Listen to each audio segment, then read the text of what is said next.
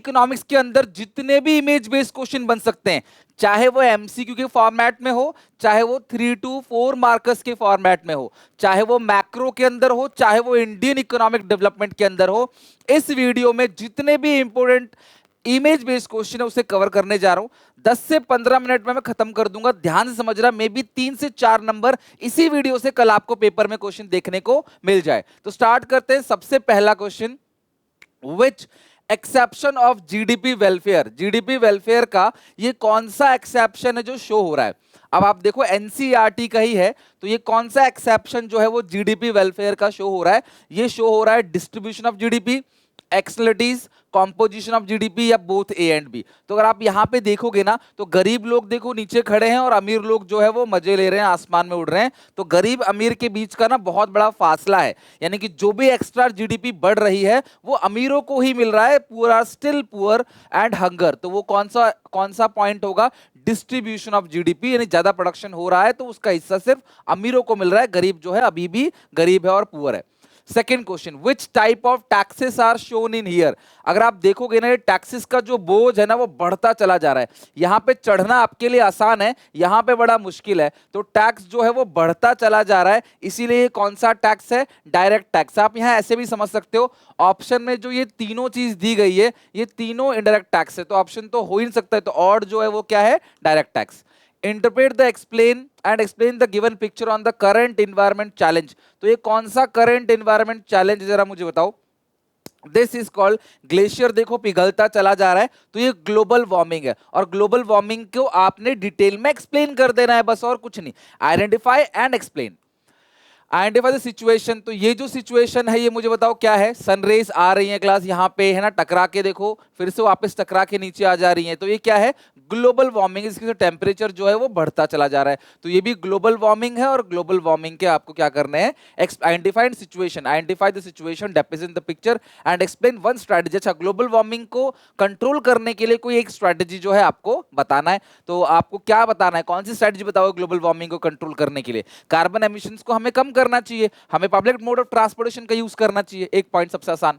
Interpret the given picture on the account of current environment challenge. मैं approximately 22 question कराऊंगा, तो video को and तक देखना। फटाफट फटाफट करा रहा हूं, आज मुझे पता है टाइम आपके पास ज्यादा है नहीं, तो मैं भी ज्यादा टाइम लूंगा नहीं।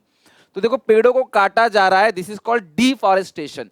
तो डिफॉरेस्टेशन है इसका आंसर, और डिफॉरेस्टेशन को आपने एक्सप्लेन करना है। अगर एक्सप्लेन करने के लिए कहता है तो यहाँ पे तो 3 से 4 नंबर में ऑब्वियसली आपको सिर्फ पहचानना नहीं है, उसके बारे में लिखना भी है। Which type of non farm area of employment, ये देखो मुर्गी है, मुर्गी पालन किसके अंदर आता है, पोल्ट्री के अंदर। तो देखो यहाँ पे पोल्ट्री है, पोल्ट्री नहीं है यहाँ पे, तो आप क्या करोगे, एनिमल हस्बेंड्री। देखो फिशरीज होगा नहीं, हॉर्टिकल्चर होगा नहीं, डेयरी होगा नहीं, तो क्या होगा, animal husbandry.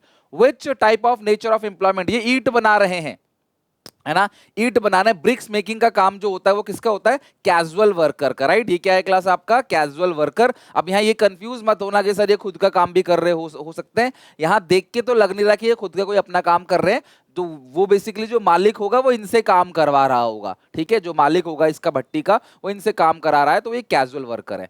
Which type of unemployment is shown here. देखो बिना मतलब के इतनी सी जगह पे 4 लोग खड़े हुए हैं, ऐसे आगे पीछे देख रहे हैं, तो वो क्या हो गया, डिसगाइज अनएम्प्लॉयमेंट या hidden unemployment. Which type of non farm area is shown here, तो कौन सा नॉन फार्म एरियाज है, ये मधुमक्खी है, मधुमक्खी पालना। बी कीपिंग किसके अंदर आता है, हॉर्टिकल्चर के अंदर, राइट। किसके अंदर आता है, हॉर्टिकल्चर, एनिमल हस्बेंड्री, फिशरीज, और फिशरीज में नहीं आता, ये आता है हॉर्टिकल्चर, हनी बी वाला हॉर्टिकल्चर में आएगा। आइडेंटिफाई द मूवमेंट इलस्ट्रेटेड, तो कौन सा मूवमेंट है, पेड़ों से चिपके हुए हैं लोग ताकि वुड कटर्स जो है पेड़ ना काटे, तो ये है चिपको मूवमेंट, ठीक है। ये क्या है, चिपको मूवमेंट, ठीक है, चिपको मूवमेंट, चिपको आंदोलन। अच्छा, interpret the given picture account of education to farmers and impact on their productivity. तो आपको बताना है, यहाँ पे ये किसान कह रहा है with equal size of land how is it that his yield is more than mine. इसका देखो आउटपुट इतना सा है, इसका आउटपुट ज्यादा है क्योंकि इसके पास ह्यूमन कैपिटल फॉर्मेशन है। तो ह्यूमन कैपिटल फॉर्मेशन के बेनिफिट बताना, ये बेचारा पढ़ लिख के आके नॉलेज लगा के खेतीबाड़ी कर रहा है। बहुत सारे पढ़े लिखे लोग आप यूट्यूब पे इंस्टाग्राम पे देखते ही हो, खेतीबाड़ी कर रहे होते हैं, लाखों करोड़ों रुपए की वेल्थ जनरेट कर रहे होते हैं।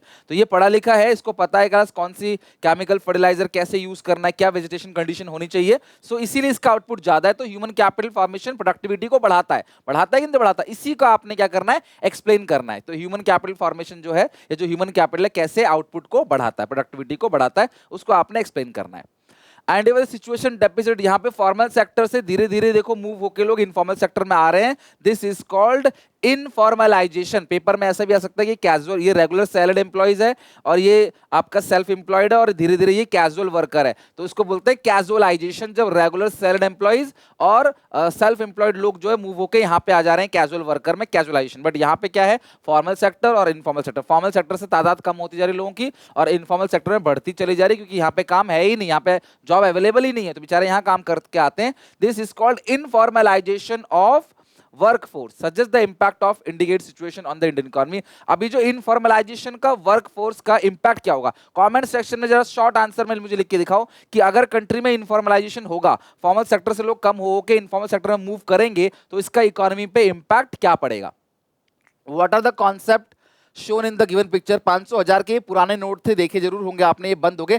डीमोनेटाइजेशन है और आपको डीमोनेटाइजेशन के एम बताने, सरकार ने डीमोनेटाइजेशन किया क्यों, इसको आपको बताना है।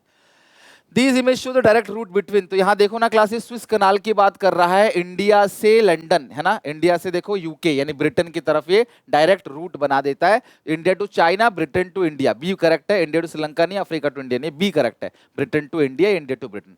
How human capital formation cause innovation, देखो ये इमेज जो दिख रहा है ना क्लास, आपको दिमाग की बत्ती जल रही है, इन्वेंशन हो रहा है, इनोवेशन हो रहा है, यही आपको बताना है। ये तो डायरेक्ट क्वेश्चन बन सकता है, इसमें इमेज की जरूरत नहीं थी, बट हाँ फिर भी ले लिया मैंने, क्योंकि मुझे लगा कि क्या पता आपको पेपर में आ जाए। तो इन्वेंशन इनोवेशन को ना कैसे ह्यूमन कैपिटल फॉर्मेशन हेल्प करता है नए नए इन्वेंशन में और पुरानी चीजों में इनोवेशन के अंदर, तो ये पेपर में आ सकता है, ध्यान रखना। Interpret the given picture on the account of current environment challenge. Again glacier पिघल रहा है, पोलर बियर के लिए रहना मुश्किल है, पेंगुइन के लिए रहना मुश्किल है। अगर बर्फ पिघल जाएगी तो ये लोग रह नहीं पाएंगे, इनकी प्रजाति खत्म हो जाएगी, बायोडाइवर्सिटी लॉस हो जाएगा। तो ये करंट प्रेजेंट जो सिनेरियो है वो है आपका ग्लोबल वार्मिंग। ध्यान रखना कौन सा है क्लास, ये ग्लोबल वार्मिंग। नेक्स्ट है, अच्छा ये भी हो सकता है कहीं से धुआं निकल रहा हो, गाड़ियों से धुआं निकल रहा हो, चिमनी से धुआं निकल रहा हो, तो ये वाला कौन सा प्रॉब्लम हो जाएगा, ये वाला प्रॉब्लम हो जाएगा आपका एयर पॉल्यूशन। ये भी इमेज आ सकता है कि लोग गटरों से जो है नाला का पानी जो है सीधा नदियों में जा रहा है, घर की नाले से नदियों में पानी जा रहा है, एयर वाटर पॉल्यूशन हो रहा है, तो वो वाटर पॉल्यूशन है। और बड़े बड़े साउंड और गाड़ियों में हॉर्न लगे हुए हैं, जो साउंड का एक इमेज आ जाएगा, तो वो आपका कौन सा पॉल्यूशन है, वो आपका नॉइज पॉल्यूशन है, ये आप ध्यान रखना। इवन स्पीकर वगैरह भी लगे होंगे वहां पे।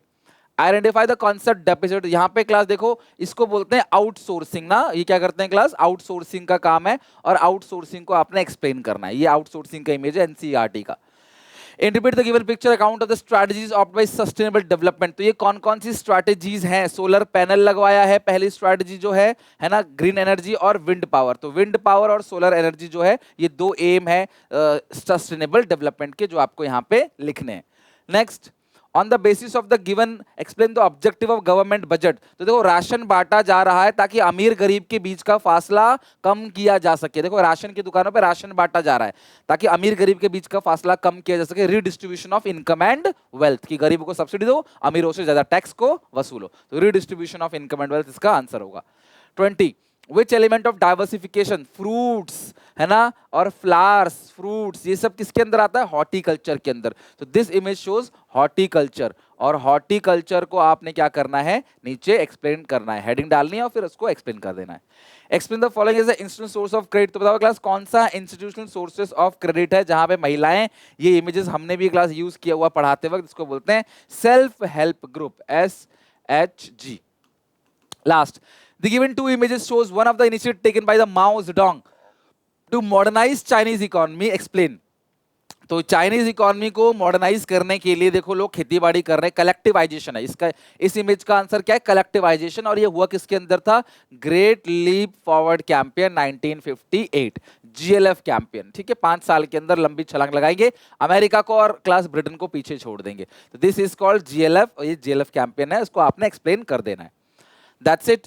तो आई होप कि आप लोगों ने अच्छे से इमेज बेस्ड क्वेश्चन समझ लिए। अब इमेज बेस्ड क्वेश्चन में कोई डाउट नहीं रहेगा। जहां भी जो भी दिक्कत परेशानी मुझे कमेंट्स में मेंशन करो। एसपीसीसी ऐप पे तीनों प्रीमियम मॉक टेस्ट लाइव हो चुके हैं, आ चुके हैं, उनको बना लो। और आज शाम को लाइव है 6 बजे, 5 बजे 100 एमसीक्यू आएगा, और कल सुबह 4 बजे की लाइव क्लास कोई भी मिस मत करना।